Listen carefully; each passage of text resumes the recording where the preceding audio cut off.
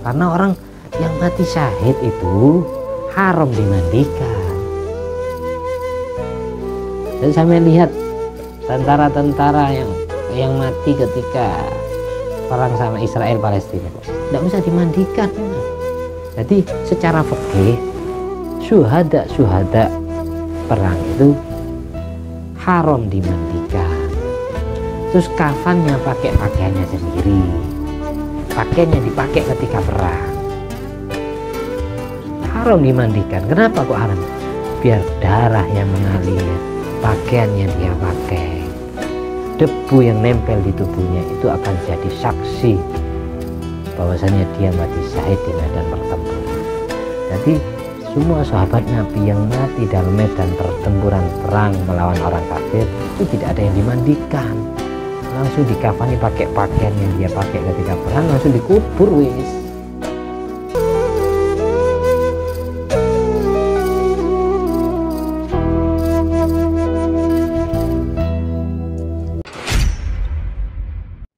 Assalamualaikum warahmatullahi wabarakatuh. Alhamdulillahirabbil alamin alladzi bi ni'matihi tatimmus sholihat wa bi dzikri sulahai tatanazzalur rahmat wal barakat. Wassalatu wassalam ala sayyidis sadat sayyidina maulana Muhammadin qudbil qadat wa ala alihi wa ashabi alan jumiz zahirat. Amma ba'du, rabbi syrah li sadri wa yassir li amri wahlul 'uqdatan min lisani yafqahu qawli. Rabbi zidni ilma warzuqni fahma. Allahumma iftah alaina futuhal arifin waj'alna khalisatan liwajhikal karim. Allahumma iftah alaina futuhal arifin waj'alna khalisatan liwajhikal karim. Allahumma arzuqna fahman nabiyyin wa ilhamal malaikatil muqarrabin. Allahumma nawwir qulubana bi nuri hidayatika kama nawwartal arda bi nuri syamsika. Rabbana anfa'na bima 'allamtana. Rabbi 'allimna alladhi yanfa'una. Rabbi faqina wa faqih ahlana wa qarabatin wa ashabil lana fi dinina. Allahumma a'inna ala dzikrika wa syukrika wa husni ibadatika. Allahumma inna na'udzubika min ilmin la yanfa' wa qalbin la yakhsha wa amalin la yurfa' wa du'ain la yusma'. Ya Allah ya Allah ya Allah bi husnil khatimah. Allahumma sholli ala ruhi sayyidina Muhammadin fil arwah wa ala jasadi fil ajsad wa ala qabri fil kubur wa ala alihi wasallim. Allahumma sholli ala sayyidina Muhammadin wa ala sayyidina Muhammad madanil jud wal karma bail ilmi wal hilmi wal hikami wa barik wa sallim walhamdulillahirabbil alamin. Di malam hari ini kita meneruskan bacaan hadis yang ke-13, bab jihadul musyrikin, perang dengan orang musyrik, orang kafir. Bismillahirrahmanirrahim. Qala Rasulullah sallallahu alaihi wa alihi wa sahbihi wasallam, jahidu al-musyrikina bi amwalikum wa anfusikum wa alsinatikum. Hadisun sahihun rawahu Ahmad. Jahidul musyrikin bi amwalikum wa anfusikum wa alsinatikum. Nabi Muhammad SAW dalam hadis sahih riwayat Imam Ahmad bin Hanbal menuturkan, berpesan kepada semua umat Islam, jahidul musyrikin bi amwalikum wa anfusikum wa alsinatikum. Perangilah orang musyrik. Musyrik itu dalam bahasa musyrik itu manittakhadha ma'allah ilahan akhar, orang yang menjadikan Tuhan bersama Allah Tuhan yang selain Allah. Nyembah Allah ya nyembah patung, namanya musyrik. Nyembah, ini musyrik itu orang yang menyekutukan Tuhan. Bahasa sekutu berarti Tuhan punya rival, Tuhan punya saingan, Tuhan punya rekan, Tuhan punya teman sesama Tuhannya. Musyrik berarti. Perangilah alhamdulillah orang musyrik. Kita cara memerangi orang musyrik itu ada 3 cara berperang. Yang pertama bi amwalikum, perangilah dengan harta kalian. Yang kedua wa anfusikum, perangilah dengan jiwa raga kalian. Yang ketiga caranya wa alsinatikum, perangilah dengan mulutmu, dengan ucapanmu. Kalau cara memerangi orang kafir dengan harta, ibaratkan kalau dulu tidak ikut perang tapi dia ikut memfasilitasi senjata, hewan tunggangan yang dipakai perang. Kita tidak ikut perang bantu orang Palestina, tapi kita ngasih pesawat tempur semisal, ngasih tank, itu berarti memerangi orang kafir dengan harta kita. Kalau yang mereka yang ikut perang, jiwa raganya, berarti perangnya pakai jiwa raganya, dipakai tubuhnya, pakai ruhnya. Atau makanya karena Nabi pesan gini, man jahaza ghaziyan fisabilillah, barang siapa yang mempersiapkan peperangan di dalam membela agamanya Allah, memfasilitasi senjata, memfasilitasi bekal kayak makanannya tentara ini, takut di jalan nanti kelaparan, kehausan, dikasih sangu air, dikasih sangu makanan biar kuat tubuhnya, karena kalau perutnya lapar berantem ya nggak semangat, nggak bergairah. Dan dulu tidak semuanya orang ikut perang, apalagi kaum wanita. Kaum wanita yang ikut bantu suaminya ngasih bekal makanan, minuman, atau orang-orang yang lagi sakit nggak bisa ikut perang, mereka hanya ngasih pedang, pakai pedang saya dibuat perang. Itu sama kayak perang juga. Faqad wazamaka, dia dapat pahala sama seperti orang yang ikut perang, meskipun tidak ikut perang sendiri. Yang ketiga, cara model perang yang ketiga adalah cara memerangi orang kafir pakai lidah, pakai mulut. Bisa pakai sindiran, pakai syair-syair. Al-Qaram Nasar dulu ketika penaklukan kota Mekah pada saat umroh qadha, Abdullah bin Rawaha jalan sambil melantunkan syairan nyindir orang kafir. Khallu banil kufar an sabili, al yauma nadribkum ala tanzili, darban yuzilul ham an makili, wa yudhilul khalila an khalili. Biarkan orang kafir sesuai jalan mereka kekufurannya di hari ini. Kalau mereka berani nggarai orang Islam, kita harus siap tempur, siap perang. Tapi kalau mereka tidak mau memerangi kita, kita tidak usah ngurus mereka, biarkan mereka. Nah, pada saat itu syairan ini didengar oleh Sayyidina Umar bin Khattab. Sayyidina Umar orangnya kan tegas. Jadi Sayyidina Umar bilang kepada Abdullah bin Rawaha, ya benar Rawaha baina yaday Rasulillah, wahai Abdullah bin Rawaha, kamu ini di depan kanjeng Nabi, wa fi haramillah, dan di tanah suci haram Mekah, tanah sucinya Allah, taqulu syi'ra, kamu melantunkan syair, buat apa? Ditegur seperti itu sama Sayyidina Umar. Akhirnya teguran Sayyidina Umar ini didengar Rasulullah langsung. Khalli anhu ya Umar, falahiyya asra'u fihim min nadjin nabl, akhrajahu Tirmidzi. Wahai Umar, biarkan Abdullah bin Rawaha melantunkan syairnya untuk orang kafir. Barangkali syairan itu lebih sangat cepat manfaatnya daripada anak panah. Ketika orang kafir tidak mau masuk Islam ketika dipanah, ketika dipedangi, barangkali mereka hatinya sadar ketika dengar lantunan syair yang menyindir mereka. Barangkali apa yang diucapkan Abdul Rawaha bisa membuka hatinya, karena lantunan syair di bangsa Quraisy itu sangat didewakan. Sampai di zaman Kanjeng Nabi, orang Quraisy Mekah itu kita membuat puisi Arab, kita membuat pantun Arab, buat cerpen Arab semisal, buat prosa atau sajak Arab. Ini kalau bahasanya indah, dan belum ada satupun orang yang menyusun syair seindah itu, sastra bahasanya. Ini bisa diuangkan, bisa dijual di pasar. Bangsa Quraisy seperti itu. Oleh karena itu Al-Quran Allah jadikan mukjizat besar untuk Rasulullah. Karena Kanjeng Nabi diutus menghadapi masyarakat atau dakwah kepada masyarakat yang mendewakan syu'ara, para penyair, para pujangga.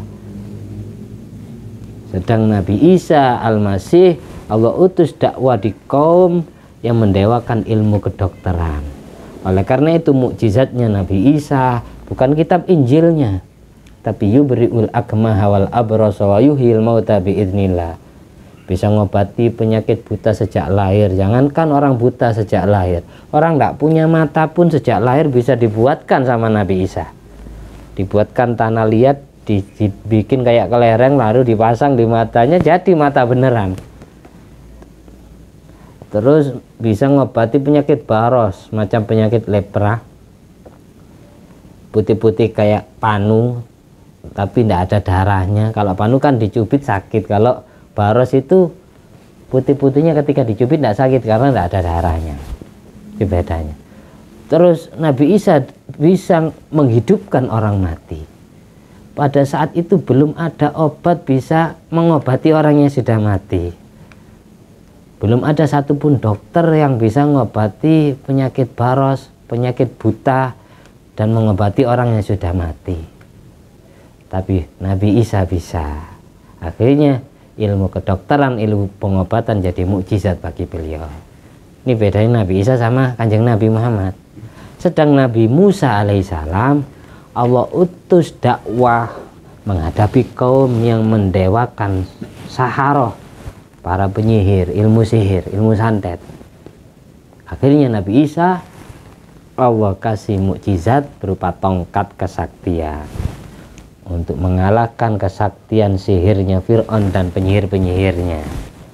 Nah, kok kenapa Nabi Musa mukjizatnya bukan kitab Taurat, kok malah identik dengan ilmu kesaktian, yaitu tongkatnya. Sampai tongkatnya bisa membelah laut, tongkatnya bisa jadi ular besar, memakan semua ular bikinan tukang sihir. Alqima fi yaminika talqaf ma sona'u innama sona'u kaidu sahir. Wahai Musa, lemparkan tongkatmu, jangan takut kamu, karena tongkatmu akan menjadi ular yang bisa memakan semua ular bikinan tukang sihir itu. Apa yang mereka lakukan itu sihir. Orang sihir itu wala yuflihus sahiru abah. Penyihir itu tidak akan beruntung selamanya, pasti apes, pasti kalah mereka. Jangan sampai takut kamu. Wala yuflihus sahiru haitsu ata. Penyihir tidak akan beruntung ketika mereka mengeluarkan ilmu sihir ketika dibandingkan dengan mukjizatmu berupa tongkat. Katanya Allah gitu. Sedang Nabi Isa Al-Masih, kitab Injilnya tidak dijadikan mukjizat, tapi mukjizatnya adalah ilmu pengobatan, ilmu kedokteran. Karena Nabi Isa diutus menghadapi masyarakat yang mendewakan ilmu kedokteran. Siapa yang bisa meracik obat? Siapa yang bisa menyembuhkan penyakit yang di saat itu belum ada obatnya? Maka orang itu dikatakan orang hebat. Sejak itu, waktu itu tidak ada satupun dokter di zaman Nabi Isa bisa mengobati orang mati. Dibikin mati suri gitu. Dan tidak menemukan obatnya penyakit buta atau penyakit baros, lepra. Hanya Nabi Isa yang bisa mengobati dengan izin Allah. Akhirnya ilmu pengobatan jadi mukjizat karena dakwanya kepada kaum yang mendewakan ilmu pengobatan. Kalau Nabi Musa dakwah kepada kaum yang mendewakan ilmu sihir. Sedang Nabi Muhammad SAW diutus dakwah kepada kaum yang mendewakan ilmu syair. Makanya di Al-Quran ada nama surat Syu'ara. Syu'ara itu artinya beberapa penyair. Di antara sahabat Nabi yang masuk Islamnya gara-gara baca Al-Quran, gara-gara takjub kepada sastra bahasa Al-Quran, itu adalah Sayyidina Umar bin Khattab. Masuk Islamnya bukan karena dipedangi, diajak berantem sama Rasulullah, bukan. Gara-gara membaca mushaf yang dibaca oleh adik kandungnya Fatimah binti Khattab dan iparnya Sa'id bin Zaid. Dibaca surat yang pertama kali dibaca oleh Umar bin Khattab yang pada saat itu masih ditulis di tulang belulang dan kulit unta. Dibaca Sayyidina Umar surat Toha 17 ayat. Melihat bahasa Al-Quran, Sayyidina Umar langsung menyatakan, Ini yang mengarang, yang menyusun bukan manusia, tapi Tuhan yang menciptakan manusia. Kalau manusia tidak bisa bikin sastra bahasa seindah ini. Itu Umar bin Khattab masuk Islamnya gara-gara takjub dengan bahasa sastra Al-Quran. Jadi Kanjeng Nabi karena diutus dakwah kepada kaum yang mendewakan ilmu syair, makanya ketika Abdullah bin Rawaha melantunkan syair yang isinya menyindir orang Quraisy Mekah, tidak dilarang sama Kanjeng Nabi. Barangkali ada orang yang terbuka hatinya dapat hidayah gara-gara mendengarkan syair itu. Wahai Umar, biarkan Abdullah bin Rawaha, biarkan.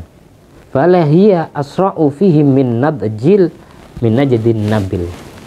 Barangkali manfaatnya syair ini lebih sangat menancap ke dalam hatinya orang yang mendengarnya daripada tajamnya anak panah, daripada tajamnya pedang, katanya Nabi kita.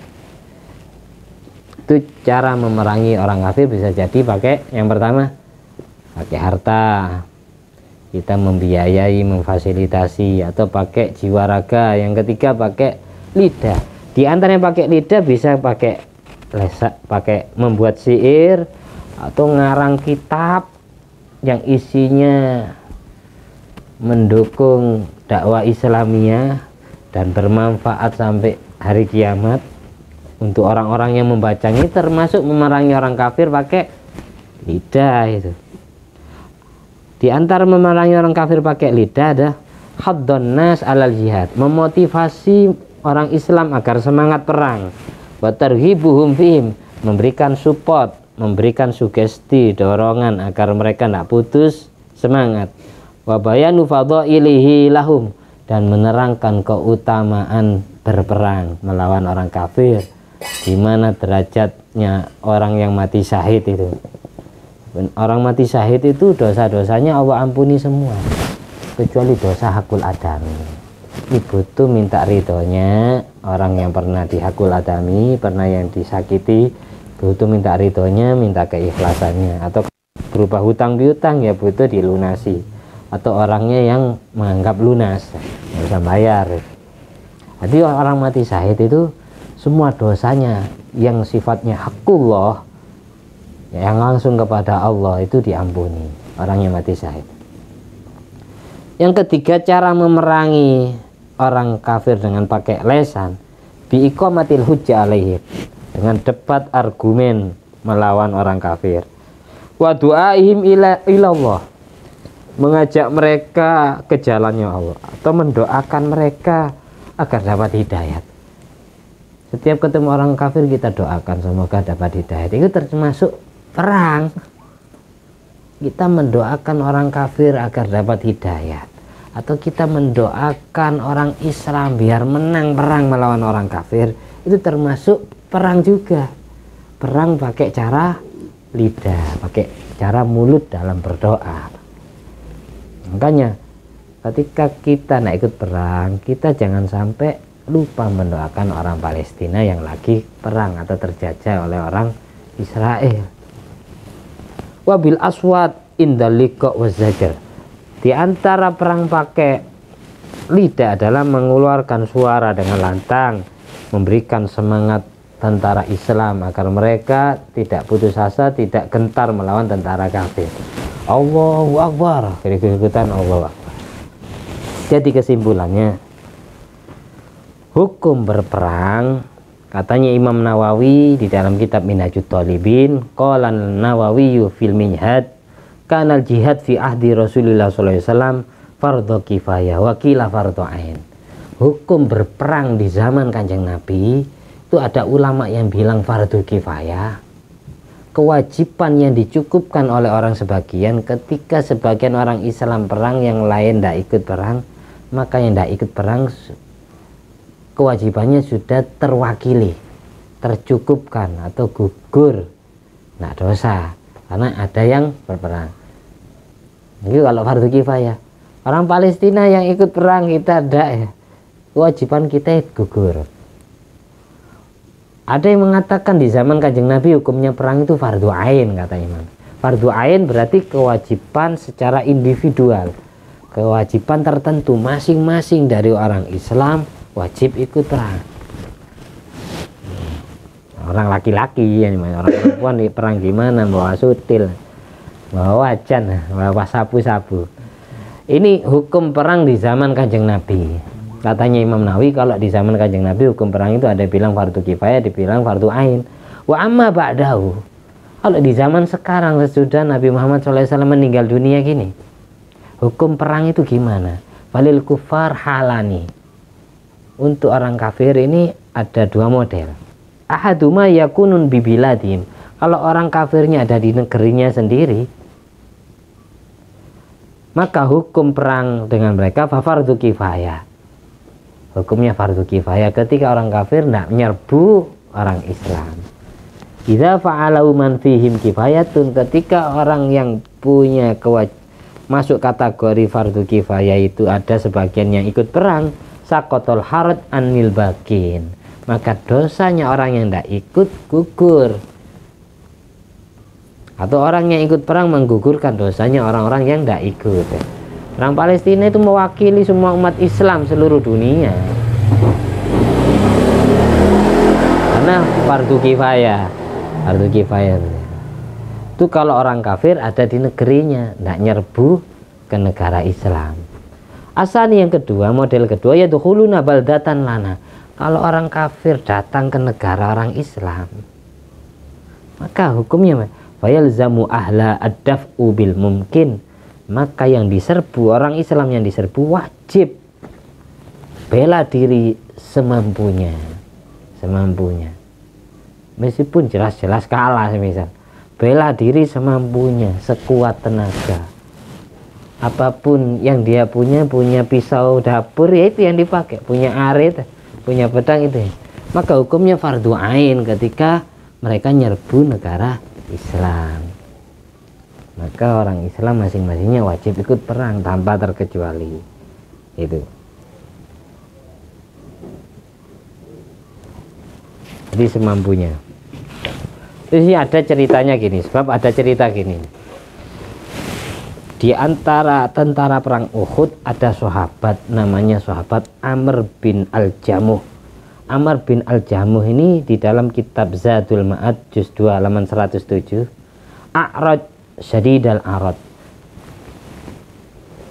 kakinya pincang, jadi kakinya yang bisa jalan cuma satu, pakai egrang. Amr bin Al-Jamuh ini mau ikut perang.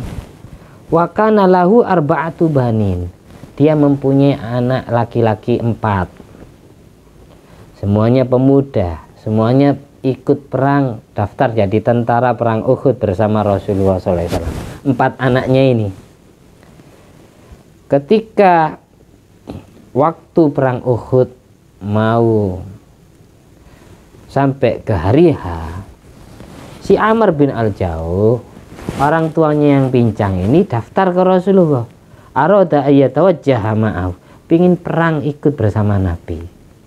Akhirnya faqala lahu banuhu, semua anaknya Amr bin Al-Jamuh bilang kepada Amr bin Al-Jamuh, innallaha ta'ala qad ja'ala laka rukhsatan, wahai abah, jenengan kan pincang kakinya, sesungguhnya Allah ngasih keringanan, ngasih rukhsah, dispensasi, ngasih toleransi, jenengan tidak usah ikut perang. Kakinya pincang kok mau nendang tentara kafir gimana, membawa diri sendiri aja tidak bisa kok, apalagi perang. Jenengan dapat rusuh, tidak usah ikut, katanya. Cukup kami berempat ini wakilnya jenengan. Kalau jenengan tidak ikut perang, wa nahnu nakfik, kami 4 anak bersaudara ini mewakili jenengan, sudah dianggap cukup. Allah ngasih dispensasi, jenengan tidak usah ikut perang. Akhirnya Amr bin Al-Jamuh ini datang langsung sowan kepada Rasulullah SAW. Akhirnya Amr bin Al-Jamuh bilang, ya Rasulullah, inna baniya haula yamna'unani an akhruj ma'aka. Ini di pinggirnya Amr bin Al-Jamuh, ketika Amr sowan kepada Rasulullah itu ada 4 anaknya. Ya Rasulullah, 4 anak saya itu mereka berempat itu melarang saya ikut perang Uhud bersama jenengan. Demi Allah, wallahi inni la arju an ustushhidah fa ata'a bi arjati hadhil jannah. Katanya Amr bin Al-Jamuh bilang ke Rasulullah, demi Allah ya Rasulullah, sesungguhnya aku sangat berharap ingin mati syahid di medan pertempuran, sehingga aku menginjakkan kaki pincangku ini ke surganya Allah. Itu semangatnya sahabat perang dulu sampai segitu. Sakit ikut perangnya. Akhirnya Rasulullah menjawab sebagaimana apa yang dijawab oleh anaknya. Ama anta faqad wada'allahu angkal jihad. Untuk ente Allah letakkan peperangan. Maksudnya Allah ngasih rukhsah dispensasi, tidak usah ikut perang ya tidak dosa. Ente pincang kakinya, mau gelut sama orang kafir gimana berantemnya? Tidak usah ikut perang, tidak apa-apa. Terus kemudian Rasulullah setelah bilang ke Amr, Rasulullah tidak melarang ini, tidak melarang, ya tidak mengizinkan kepada Amr benar. Sesungguhnya untuk kamu Allah ngasih dispensasi, nggak usah ikut, nggak apa-apa, ikut juga nggak apa-apa, terserah gitu. Terus setelah bilang kepada ayahnya seperti itu, Rasulullah bilang ke 4 anaknya Amr bin Al-Jamuh, wa ma alaikum an tad'uhu la'allallaha azza wa jalla ayyarzuqahu syahada. Wahai anak-anaknya Amr bin Al-Jamuh, mengapa kalian melarang ayah kalian ikut perang? Apa tidak sebaiknya kalian doakan saja, semoga Allah mentakdir ayah kalian mati syahid di medan pertempuran. Orang yang mati syahid itu semua dosanya Allah ampuni, kayak bayi baru lahir. Akhirnya anaknya diem mengizini. Akhirnya Amr bin Al-Jamuh ini fakharaja ma'a Rasulillah faqutila yauma Uhud syahidan. Beliau ditakdir mati syahid di antara syuhada perang Uhud bersama Sayyidina Hamzah dan sahabat-sahabat yang lain. Dan pada saat itu, pada saat perang Uhud itu, panglima perang dari tentara kafir itu Abu Sufyan bin Harb, yang kedua Ikrimah bin Abu Jahal, yang ketiga Khalid bin Al-Walid, termasuk pembunuh Sayyidina Hamzah Wahsy, yang mencabik-cabik hatinya Sayyidina Hamzah Hindun. Karena tentara orang kafir itu yang ikut perang bukan hanya kaum pria, kaum wanita diajak untuk memancing hawa nafsu tentara Islam. Jadi sengaja dibikin telanjang atau gimana, biar kocar kacir imannya, ngetes imannya. Jadi orang Islam hanya yang perang orang laki-laki, orang kafir itu laki perempuan yang ikut. Cuma yang berantem ya laki-laki, yang perempuan buat ngetes imannya orang Islam. Ini subhanallah ya, tentara perang atau panglima perang orang kafir itu, yang pada saat perang Uhud mereka sangat benci ke Rasulullah. Pada saat Fathu Mekah, sesudah penaklukan kota Mekah, mereka semua Allah takdir masuk Islam. Wahsy, Abu Sufyan, Khalid bin Walid, Ikrimah bin Abu Jahal masuk Islam semua. Subhanallah. Ini luar biasanya Amr bin Al-Jamuh, sahabat yang pincang ini. Dia ketika sudah ada di medan pertempuran, sebelum dia berantem sama orang kafir, dia sempat menghadap ke arah kiblat.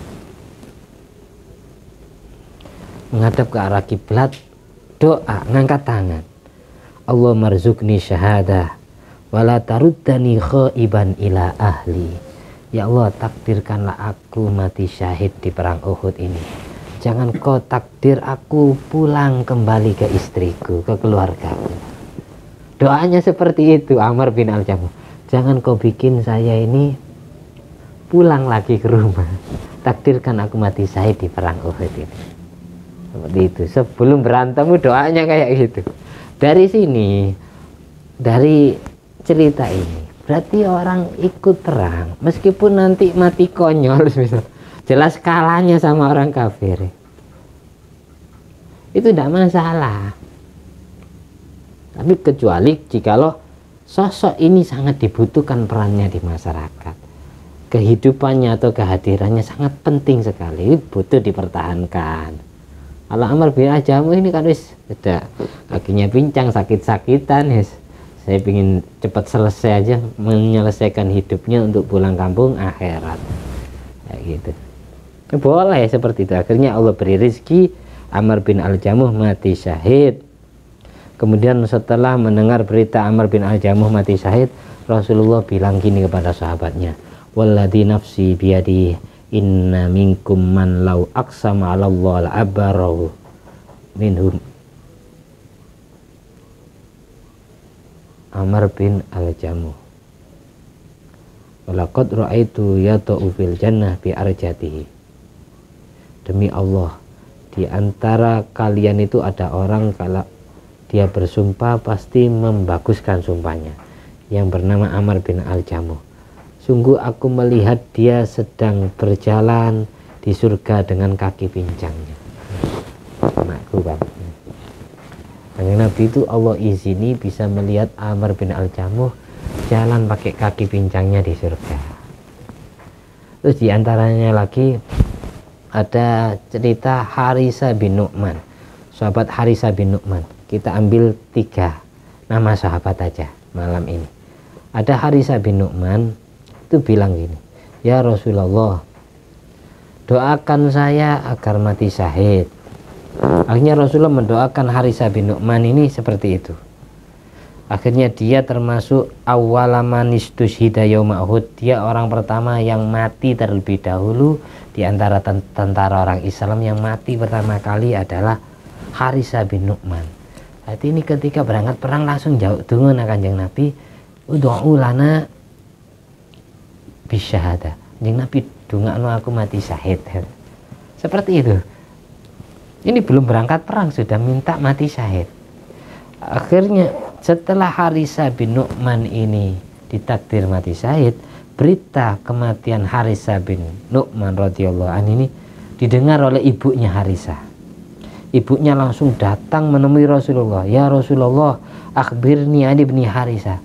Tolong kasih tahu saya tentang Harisa.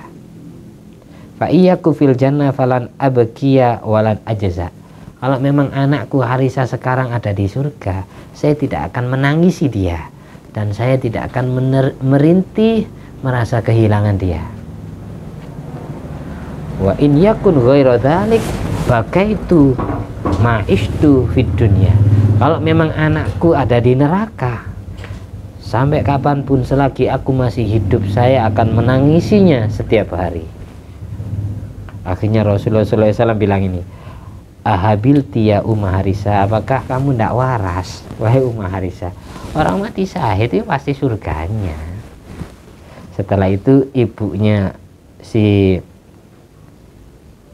Harisa bin Nu'man ini farajaat wahiyatat hak, dia pulang dalam keadaan tertawa seraya berucap bakhin laka ya Harisa, beruntung kamu wahai anakku Harisa. Yang Nabi bilang, Haris, surga itu ada banyak, anakmu sekarang ada di surga Firdaus. Innaha jinanun kasira wa inna banaki asobal Firdaus ala. Terakhir ada cerita sahabat Handalah bin Abi Amir radhiyallahu anhu. Di antara syuhada perang Uhud itu ada yang namanya Handalah bin Abi Amir. Ini sahabat yang populer dengan julukannya Ghasilul Malaika, orang yang dimandikan oleh malaikat Allah. Handalah bin Abi Amir ini lama sami as-sayha wa huwa alam ra'atihi qama min faurihi ilal jihad walam yasmah li nafsihi ayyata akhara anil khurud hatta yaghtasila fastushhida wa huwa junubun. Handalah bin Abi Amir ini pada saat tentara perang Uhud ini sudah berkumpul mau berangkat, dia lagi di kamar sama istrinya, lagi hubungan intim, masih berada di atas istrinya. Terus mendengar sayha, teriakan atau gemuruh suara takbir yang berkumandang dari tentara Islam, Allahu Akbar. Bismillah wa ala millati Rasulillah, Allahu Akbar. Dengar suara itu langsung istrinya ditinggal, ndak mandi hadas besar, langsung lari ikut perang. Handalah bin Abi Amir itu ndak sempat mandi hadas besar, meninggalkan istrinya. Fa akhbara Rasulullah sallallahu alaihi wasallam ashabahu annal malaikah tughsilu. Setelah perang selesai, kan sahabat-sahabat yang lain tidak tahu kalau Handola ini masih junub, belum mandi hadas besar. Tapi setelah perang selesai, Handola ini ditakdir mati dalam medan pertempuran perang Uhud. Yang jelas matinya belum mandi hadas besar, kan ya. Terus Kanjeng Nabi tiba-tiba dawuh seperti ini ke sahabatnya. Sesungguhnya Handola itu dimandikan oleh malaikat Allah. Sahabat bingung, loh, Kanjeng Nabi kok ngomong seperti itu? Karena orang yang mati syahid itu haram dimandikan. Dan sampai lihat tentara-tentara yang mati ketika perang sama Israel Palestina, tidak usah dimandikan memang. Jadi secara fikih syuhada perang itu haram dimandikan. Terus kafannya pakai pakaiannya sendiri, pakaiannya dipakai ketika perang, haram dimandikan. Kenapa kok haram? Biar darah yang mengalir, pakaiannya dia pakai, debu yang nempel di tubuhnya itu akan jadi saksi bahwasanya dia mati syahid di medan pertempuran. Jadi semua sahabat Nabi yang mati dalam medan pertempuran perang melawan orang kafir itu tidak ada yang dimandikan, langsung dikafani pakai pakaian yang dia pakai ketika perang, langsung dikubur wis. Kebanyakan ya ndak satu-satu, langsung rangkep jadi 2 orang 3 orang satu makam itu. Bahkan ada ratusan puluhan ya seperti itu. Terus kan semua sahabat tahu hukum ini, kalau orang yang mati syahid itu haram dimandikan. Kok tiba-tiba Nabi itu dawuh sesungguhnya malaikat sedang memandikan Handolah bin Abi Amir. Akhirnya sahabat nanya, loh jangan kok dawuh seperti itu, katanya Nabi. Jadi orang mati syahid cukup langsung disolati toh. Fardunya cuma disolati saja, ngerti lah. Disolati jenazah, jadi dikafani pakai pakaian sendiri dan haram dimandikan. Jadi disolati sama dikubur itu kewajiban orang mati syahid fi ma'rakatil harbi, fi ma'rakatil kufar, perang dengan orang kafir itu. Karena Nabi jenengan kok ngomong Handola dimandikan malaikat, kan orang mati syahid itu haram dimandikan. Akhirnya Kanjeng Nabi jawab gini, salu ahlahu, coba kalian tanya ke istrinya Handola, ngapain mereka, apa yang dilakukan Handola, tanyakan ke istrinya. Masya'nu, gimana keadaan Handola sebelum ikut perang. Akhirnya semua sahabat dengan ngutus istri-istrinya untuk tanya langsung ke istrinya Handola. Fasa'alu imro'atahu fa akhbarat humul khabar. Akhirnya istrinya Handola cerita, suamiku tadi sebelum berangkat perang itu hubungan sama saya, belum sempat mandi hadas besar, mandi hadas junub, tiba-tiba ikut perang. Oh pantesan Kanjeng Nabi dawuh Handola sedang dimandikan malaikat. Mandi hadas junubnya, dimandikan malaikat. Ini diantara mukjizatnya Rasulullah SAW. Nabi padahal tidak tahu loh Handola hubungan intim, tapi yang ngasih tahu siapa? Langsung Allah. Seperti itu. Ini fikihnya. Jadi orang syuhada itu tidak usah dimandikan, langsung dikubur, disolati, dikubur. Itu tujuannya biar jadi saksi pakaiannya dia pakai, debu yang nempel di tubuhnya. Sampai dimandikan, menghilangkan. Orang yang mati syahid sama orang yang lagi. Kalau masalah kafan, orang yang mati dalam keadaan ihram, jadi kain kafannya ya pakai ihram yang dia pakai. Yang jelas besok suatu saat orang Islam bakal perang seluruh dunia sama orang kafir, karena ada Imam Mahdi Dan ada Nabi Isa Al-Masih turun ke bumi buat apa kalau tidak buat perang? Nah, pasti terjadi. Makanya guru-guru kita itu bilang suatu saat pencak silat, karate itu akan jadi kewajiban bagi umat Islam. Ketika sangat dibutuhkan, dibuat bela diri melawan orang kafir. Jadi kita tidak bisa karate, ya kita memperbanyak riyadhah, zikiran-zikiran yang membentengi diri, kayak a'udzubikalimatillahit tammati min syarri ma khalaq, bismillahirrahmanirrahim, fil ardi wala fis samawati wasamil alim. Jadi biar kita punya tentara gaib, meskipun kita tidak ahli bencak, tapi yang nemeni kita malaikat-malaikat Allah itu yang tidak terima ketika kita didolimi. Itu maksudnya. Hanya istilah orang Jawa itu ilmu bolo sewu, bukan jumlahnya yang 1000 orang, dari saking banyaknya yang membentengi dan yang membantu orang-orang, para wali, malaikat yang sering kita tawasuli itu. Syuhada perang Badar, syuhada perang Uhud, perang Hunain, perang Khandaq, Fathu Mekah, perang Bani Quraidah, Bani Salim, termasuk syuhada Ashabut Talut. Mereka yang jelas ketika orang Islam ini perang di akhir zaman, ikut Imam Mahdi melawan tentara Dajjal Yahudi, mereka syuhada itu Allah hidupkan lagi jadi tentara gaib. Sebagaimana perang Badar Kubro, jumlah orang Islam 313, jumlah tentara orang kafir hampir 1.900 lebih. Kalau dikalkulasi 900 tentara atau 1.000 tentara orang kafir dengan 300, ini berarti 1 lawan 3 loh. Tapi kenyataannya orang Islam yang menang. Nah, secara logika akal ya tidak mungkin menang lah ya. 1 lawan 3 dikeroyok orang 313 lawan 900 lebih. Al-Fatihah. Alhamdulillahirabbil alamin. Iya kan na'budu wa iyyaka nasta'in ihdinas siratal mustaqim siratal ladzina an'amta 'alaihim ghairil maghdubi 'alaihim waladdallin. Alhamdulillah alladzi at'amani hadzal ilma wa razaqani min ghairi haulin minni wa la quwwatin.